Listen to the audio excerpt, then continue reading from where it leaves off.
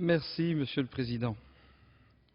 Monsieur le Ministre, Messieurs les rapporteurs, Monsieur le Président de la Commission des affaires économiques, 5 minutes, Monsieur le Ministre, pour vous dire ce que, à titre personnel, je souhaite et ce que j'attends de la loi de modernisation de l'agriculture et de la pêche. Et ces 5 minutes pour rappeler tout d'abord un principe simple, le bon sens paysan, qui est de celui de savoir quel est le rôle de l'agriculture. Ce rôle premier est de nourrir, de se nourrir, et c'est donc un rôle alimentaire. Cela va bien sans le dire, mais ça va tellement mieux en le disant. En rappelant au passage qu'en effet, comme ça a été dit cet après-midi et hier soir par plusieurs orateurs, 1 milliard de personnes souffrent de malnutrition sur cette planète. Il s'agit donc, et c'est le titre 1 de cette loi de modernisation de l'agriculture et de la pêche, de parler de la fonction nourricière de l'agriculture. À titre personnel, je souhaiterais attirer votre attention, Monsieur le Ministre, sur toutes les initiatives qui sont prises en faveur de la valorisation des démarches agricoles et de l'agroalimentaire qui tournent autour de l'alimentation santé ou autour de l'agriculture, l'alimentation et la santé. Et je voudrais à ce sujet attirer votre attention et l'attention du gouvernement sur la nécessité d'accompagner la réflexion et les démarches qui viseraient à créer une mention valorisante. Je suis un élu des Pays des Marches de Bretagne où il y a des entreprises qui travaillent depuis fort longtemps, études à l'appui, sur des produits et des plantes simples, nobles et anciennes comme le lin, le lupin, la févrole et qui tournent notamment autour de la démarche oméga 3. Nous en avons parlé en commission et je souhaitais ici vous le redire. Je voulais aussi vous dire et nous dire à nous, chers collègues, que l'agriculture et l'agroalimentaire ne font qu'un. Nous ne pouvons pas parler d'un côté des agriculteurs et de l'autre côté des entreprises de l'agroalimentaire. C'est pour la France, la filière agricole et l'agroalimentaire, un atout de développement et de création de richesses pour notre pays. 1 million d'emplois permanents en agriculture, 420 000 emplois dans l'industrie agroalimentaire, 128 milliards d'euros de chiffre d'affaires qui placent la France comme le fleuron de l'agriculture en Europe. Et donc, en travaillant à la modernisation de l'agriculture et de la pêche, nous remettons au cœur de notre préoccupation donc, la thématique agricole et plus particulièrement les agriculteurs. Il y va de la viabilité de notre agriculture, et notre préoccupation première est le revenu des agriculteurs. Une loi de portée nationale, mais ne nous y trompons pas, l'agriculture vit les conséquences d'une conjoncture très difficile, profonde et particulièrement longue. La réponse est aussi européenne. Nous devons en tenir compte et ainsi prendre en considération la mondialisation, c'est-à-dire l'ouverture des marchés et donc de la concurrence à tous les vents, à tous les pays du monde et donc d'Europe. C'est pour cette raison que nous devons travailler à soutenir l'harmonisation des réglementations européennes, qu'elles soient environnementales, sociales et fiscales.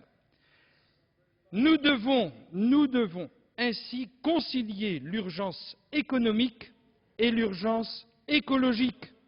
Et c'est le sens des amendements que j'ai cosignés et que je soutiens, ou tout au moins je souhaite que l'on puisse discuter autour de ces thèmes, l'harmonisation des seuils d'installation classés pour la protection de l'environnement, donc qui s'inscrit dans une logique administrative et ne remet pas en cause les normes d'autorisation d'épandage et de rejet dans le milieu naturel, fort heureusement.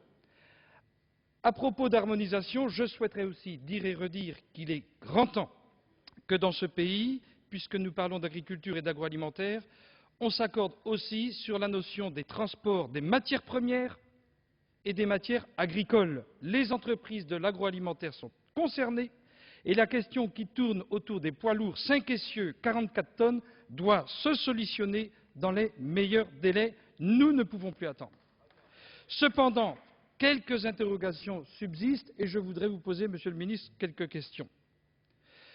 Quels critères seront véritablement pris en compte pour fixer les prix? Et je veux parler là de la notion du coût de revient, lorsque l'on parle des contrats. Pour ce qui est des associations d'organisation de producteurs, aujourd'hui, nos agriculteurs possèdent un droit qui est celui du droit à produire. Ceci représente une valeur. Que deviendra ce droit à produire lorsque nous aurons créé les associations d'organisation de producteurs?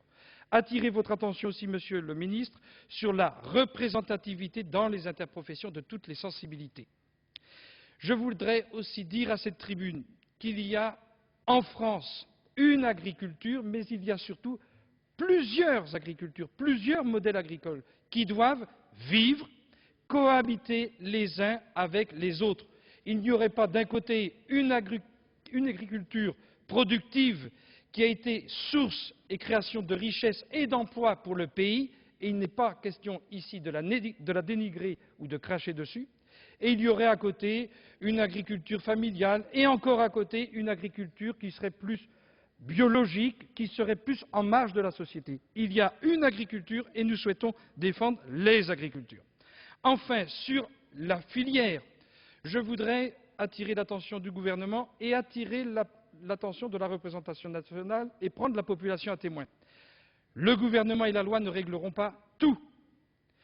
Dans ce problème qui se pose à nos agriculteurs, chacun doit prendre sa part de responsabilité, les producteurs, les transformateurs, les industriels et les distributeurs. Nous avons parlé des centrales d'achat. Je les interpelle dans les yeux, centrales d'achat et grande distribution, et je les appelle, eux, à leur responsabilité, et je les appelle à faire preuve d'éthique. Nous demandons de la transparence. Nous demandons de la transparence.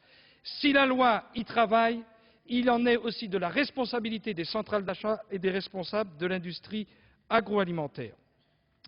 Enfin, je voudrais dire l'essentiel pour conclure. Prix rémunérateur égale revenu. Espace rural égale aménagement du territoire. Installation, transmission aux nouvelles générations. Contrat ou contractualisation égale confiance.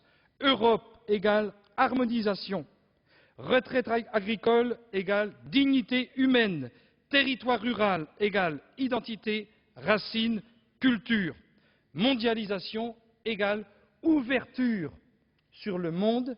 C'est le déplacement des femmes et des hommes, mais aussi des marchandises et des biens à l'échelle du monde. Pour terminer, Monsieur le Ministre, je voudrais vous dire ma confiance, mon soutien et mes encouragements, parce que votre mission est difficile. Je vais suivre attentivement les débats, je vais participer, m'efforcer, comme c'est le rôle du législateur, d'amender la loi, et je souhaite, Monsieur le Président de la Commission des affaires économiques, Messieurs les rapporteurs, Messieurs Guédon, Patria et Monsieur Raison, je souhaite aussi vous adresser mes félicitations avec une mention particulière pour le député Michel Raison, rapporteur de cette loi, qui a pris la peine de se déplacer en Ille-et-Vilaine, région première donc, de production laitière, et je souhaitais ici donc, vous remercier. Pour terminer, cette loi doit nous amener à, pour nos agriculteurs, à plus de liberté, autant de liberté que possible et autant de régulation que nécessaire. Je vous remercie. Merci, mon cher collègue.